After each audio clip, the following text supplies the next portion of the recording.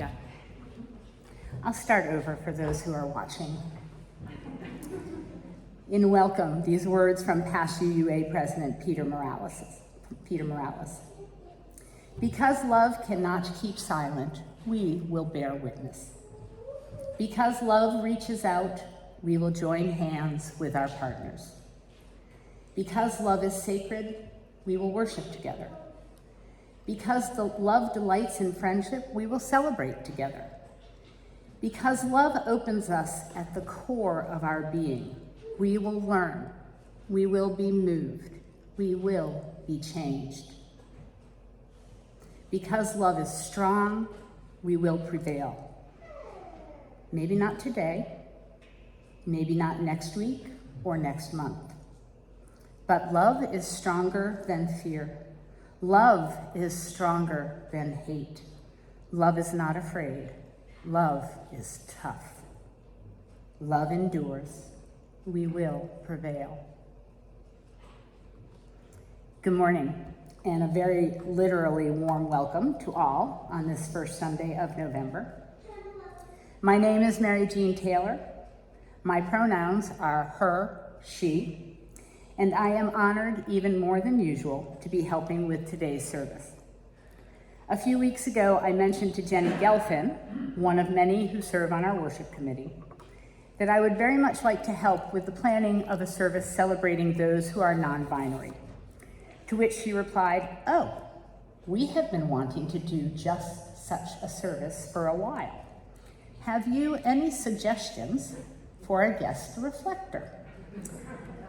"Well," I said, "in fact, I may." I then reached out to my most favorite non-binary person, who happens to be my own child, my Scottie, who said yes to the idea very quickly. So on this day, my admiration, respect, and love beyond measure are bursting as we will welcome Scottie to share their reflection with us in a little while. I'd also like to offer a special welcome to friends and family who have come to celebrate this day with us.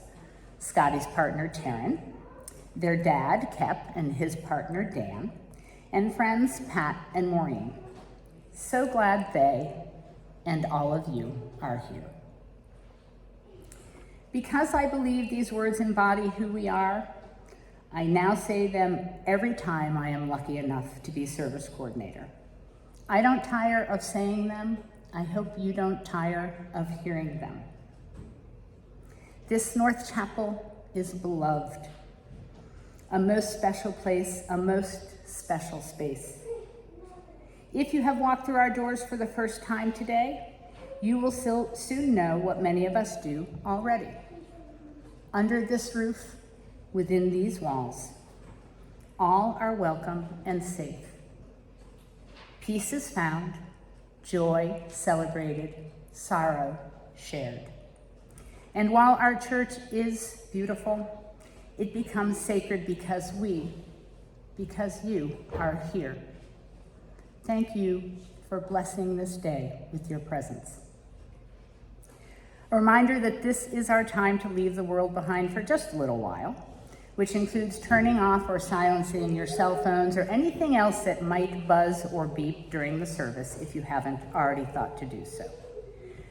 Your order of service is not only today's program, but a guide to all things North Chapel.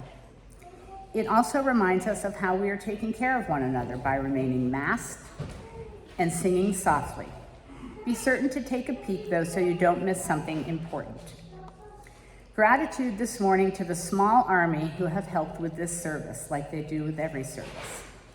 Office Manager Extraordinaire, Joanne, our worship committee, greeters Francis and Anne, Monica, who's here for Chloe to work with the children, our music minister, Diane, who's hiding back there, and our special guest today. We welcome back guitarist David William Ross, who has been with us many times before, and we're thrilled to have you here. Thank you. Thank you, everyone. Joanne and Kathy have an announcement.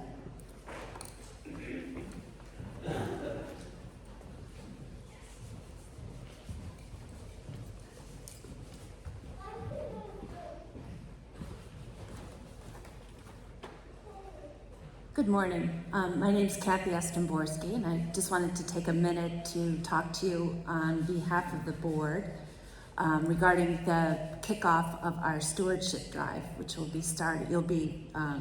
It's starting this week. You'll be receiving a letter in the mail this week, and Mary Jean's words this morning could not have been a better opening for kicking off the stewardship drive and speaking to what the North Chapel means to all of us. And it's all important every year, and especially this year we've just had a hard time coming back from COVID. Things have been gradual in how we've opened up, and we need your support as more than ever. And so, as I said, I'm speaking on behalf of the board and for the other board members that are here. Could you just stand up for a minute and let people know who you are? And we are doing things a little bit differently this year in that we don't have an identified chairperson running the stewardship drive. We'll be putting out notices in touch and keeping you informed that way. Folks will receive a letter this week, and next week there should be little cards in the pew that you can use to make a pledge as well. So thank you for your ongoing support, and Joanne is going to talk a little bit, ask for some help with some of this.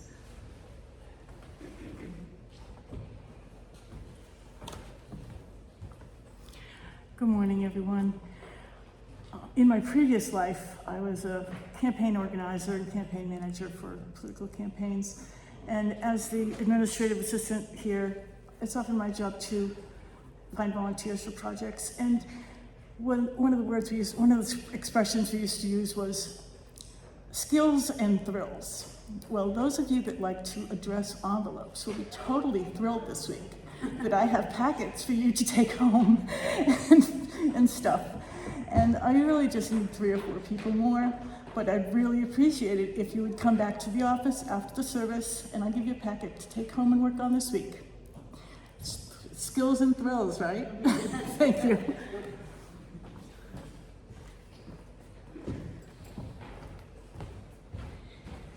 No one else spoke to me about Deb has an announcement, looks like.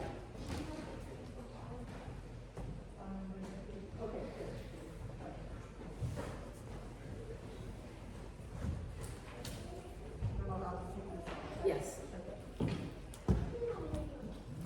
So you can actually hear me. Okay, I'm speaking for Polly Forcier, who has pulled off a wonderful coup this year. She's got us a space at the Queechee Club Artisan Fair on Black Friday and Saturday.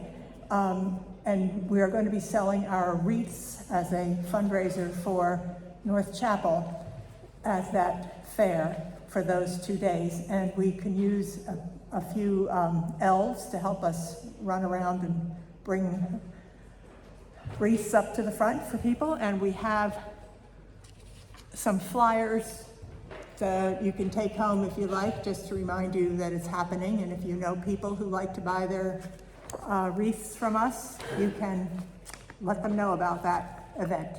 Thanks.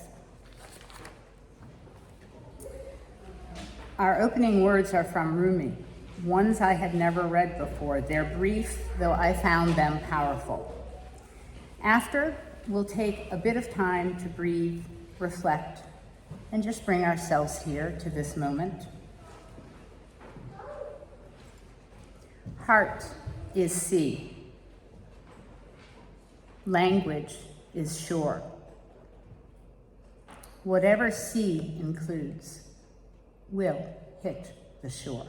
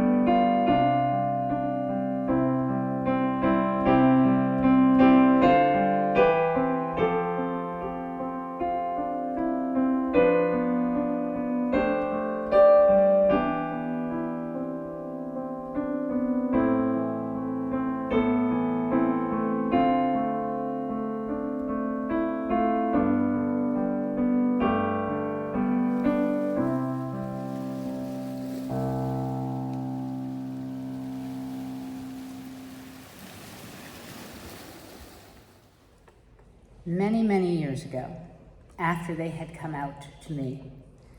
Scottie asked me, "How could you not know this about me, Ma?" I mean, I wore a child's tuxedo to my first communion. I was once given a Barbie doll as a wee one and immediately tossed it over my shoulder in disgust. And I used to wear a bowl haircut with lightning zigzags carved into the undercut, along with all the boyish clothes. How did you not know? Well, I said, because you were just my Scottie, and those other things were just a part of your journey, one that continues for you and all of us that love and support you now. In some ways, it's just that simple. Scottie is one of my children, and I am their mama bear. You know the term, right? Leon used it in his reflection last week. And I do believe I am looking at a whole collection of mama and papa bears right in front of me. We are fierce in love, support, defense, joy, and pure fight when it comes to our children. Do not get in our way. Do not harm the children who hold a huge part of our lives and our hearts. Don't cross our paths when it comes to them. I have always been Scottie's ally, though now I feel called to a different level of support and would say that in addition to their ally, I have needed to become their advocate. I now ask people to share their pronouns.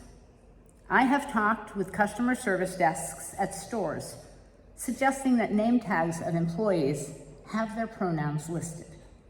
And I chat with family and friends in support of Scottie's non-binary status to try to help them understand that which can cause questions.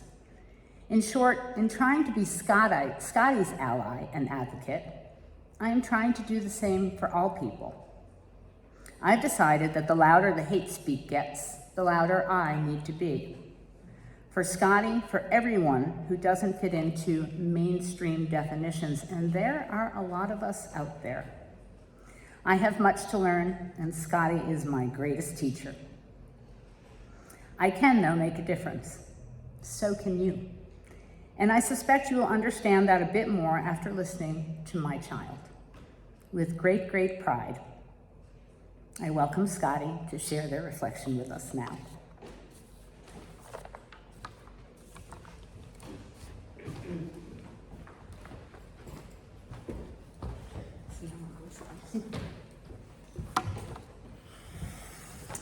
Good morning.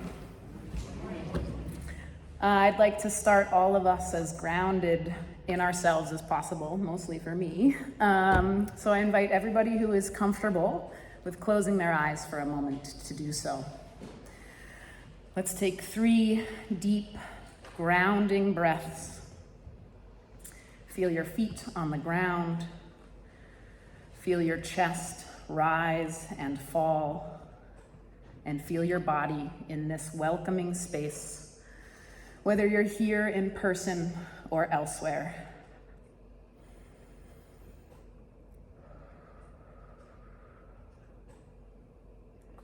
Open your eyes. Hi. We live in a world filled with rules, expectations, assumptions, and norms. I want you all to think about all the rules you've ever heard about gender, about boys and girls, about moms and dads, about sisters and brothers. I know my mind jumps quickly to things like girls wear pink, and boys wrestle, and moms cook dinner, and dads know how to fix the car, sisters annoy brothers, and brothers protect sisters. But those rules aren't true for everyone. Those are examples of gender stereotypes, rules and roles that have been created by society. We are currently living in a time where we are pushing back and questioning a lot of those rules in inspiring ways, and yet there is a lot of work to be done, as we all know. And all of those rules are part of a binary world. a world where there are only boys and girls. It is estimated that 98% of the world's population identifies with the sex they were assigned at birth, meaning the majority of the world is cisgendered. Meaning, when a parent announces, "It's a boy," based on external genitalia, said boy lives a great boy life. But this boy life has nothing to do with what he does, or who he dates, or what he wears, or what his hobbies are. He is a he for his life. But gender identity is so much more dynamic than one or the other. Gender identity includes cis and trans people, people who are non-binary or genderqueer or gender non-conforming, and everything and anything else in between. Continuing to create a world with only two gender identities is limiting and very dangerous. That leaves 2% of the population, about 1.6 million people here in the United States, who are estimated to be trans. Trans can include any gender identity that is not cis male or cis female. That is more than 1 million people who get assigned a sex at birth that dictates the expectation of their gender identity. Think boys will be boys. And that shapes rules on rules on rules of gender stereotypes that don't match who they are. To me, being non-binary just means that my gender identity is mine and mine alone, and that it doesn't fall into the boxed categories of male or female. I want to share some of my life with you, some of my moments that have added up to make me the person I am today. It all started on April 16th, 1987. My birth certificate from Brigham and Women's Hospital in Boston, Massachusetts reads, Brittany Scott Taylor, sex, female, born to Mary Jean Duffy and James Kepler Taylor. My name carried a story. My parents met in the region of Brittany, France, so it was fitting and very romantic to choose it as a name. Scott is a family name on my dad's side, and they loved the nickname Scottie, so options. The day after I was born, they were consistently and probably only calling me Scottie because I just wasn't a Brittany.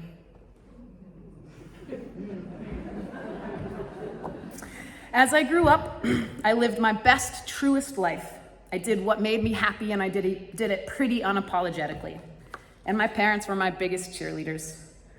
I showed my interest the way most kids do, early and with vigor. I was what you might refer to as a tomboy. How confusing is that term? Athletic and outdoorsy and wanting nothing to do with the expectations that went with my female assignment at birth. I told my parents I wanted to play Little League baseball and not softball. My best friends were all cis boys, Daniel, Sean, Tommy, Kyle, Philip. I wanted to learn to pee standing up. I wanted to take my shirt off during yard work in the summer. I asked the traditional, how old do I have to be questions. How old do I have to be to shoot a BB gun? How old do I have to be to shoot the pellet gun? How about piercing my ears? What about the weed whacker? All often answered with, well, when did Ross do it? Who's my older brother. I was asking for what I wanted, and my parents did what they say being parents is all about. They supported me in what I wanted to do that made me happy. There were no gender rules in our house. My fashion was on point. I knew exactly what I wanted to wear and what I was comfortable in. I was really fast to learn no when asked if I wanted to wear dresses. At a family wedding when I was about 7, I was rocking a pantsuit. It was navy blue on the top with some floral print on the bottom, and I was wearing a hat and I was feeling fierce. Someone commented on my beautiful dress, and I turned to them and I kicked my legs apart and I said, "They're pants," and I walked away. I was raised Catholic, so let's talk about First Communion fashion.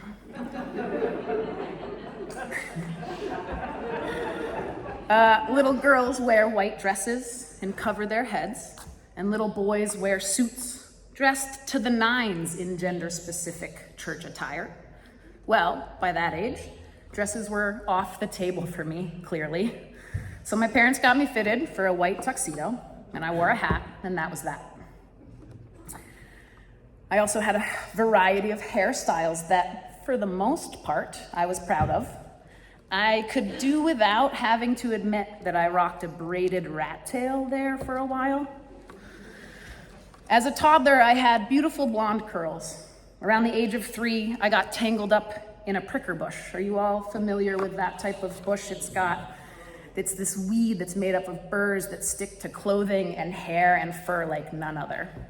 And despite my dad's best efforts of wrestling me to try and pull out all those burrs, a haircut was the only option. That was my first short haircut of my life, and I loved it. I really did.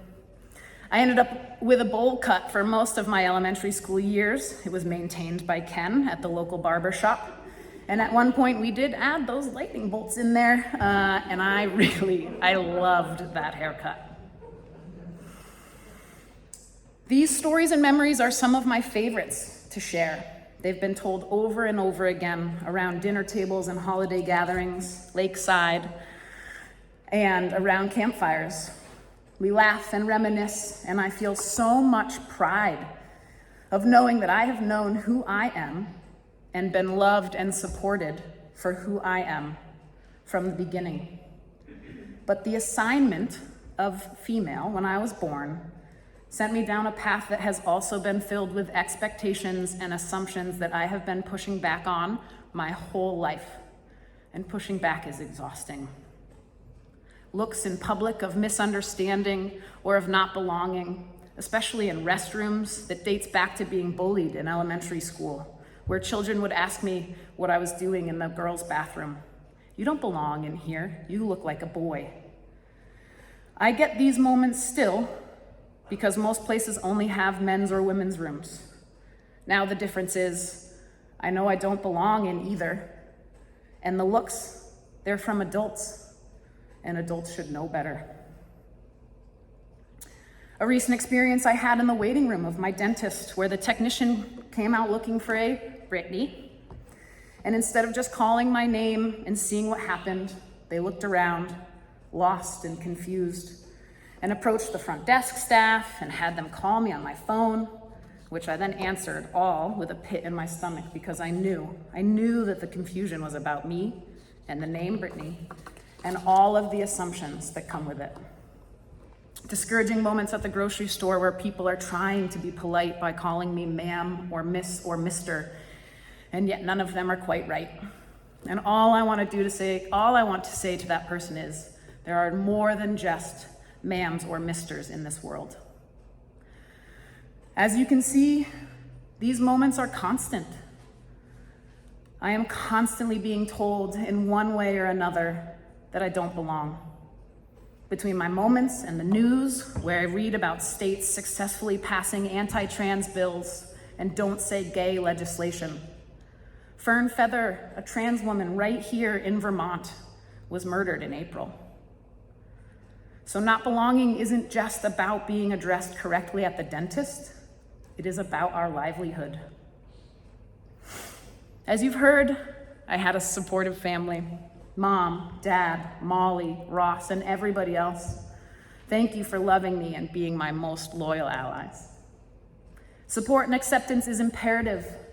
The Trevor Project performed a 2022 national survey of LGBTQ youth.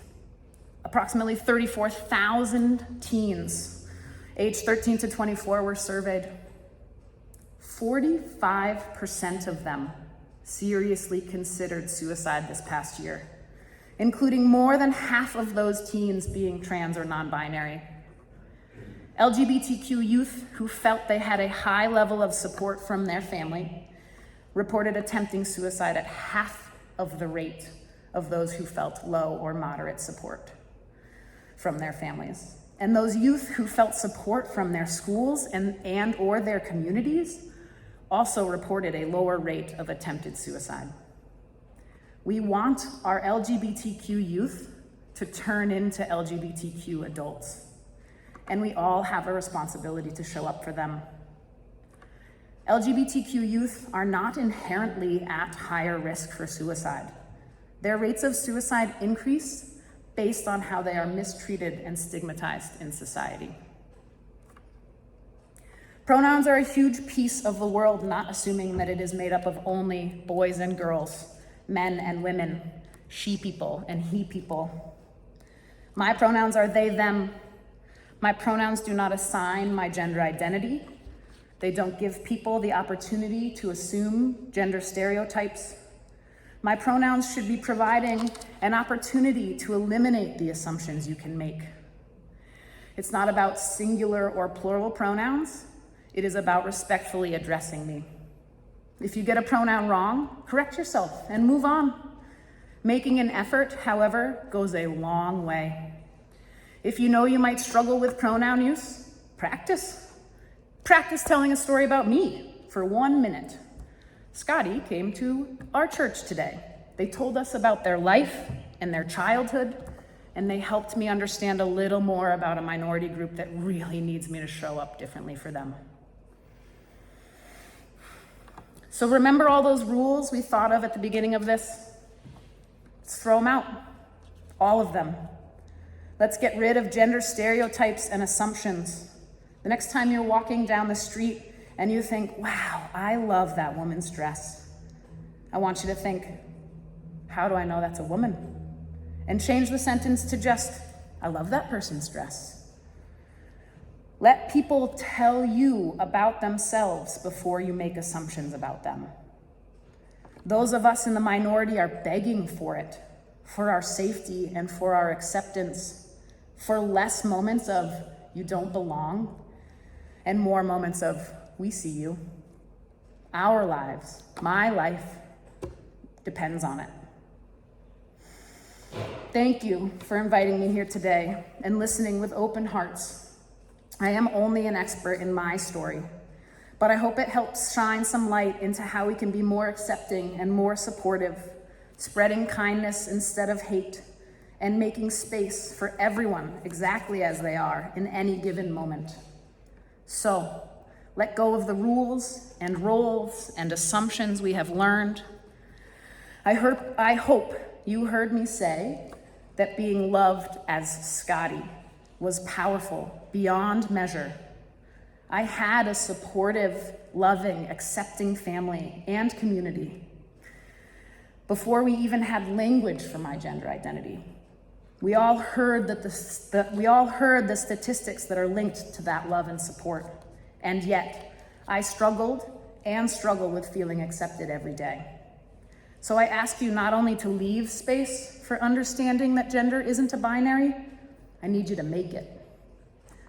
Lives depend on it. I'll spend some time outside afterwards near all of my childhood photos that I brought for you all. Feel free to come introduce yourself, including your pronouns, if you're comfortable. And know that I can be a resource for questions, and there are so many resources out there that can help you too.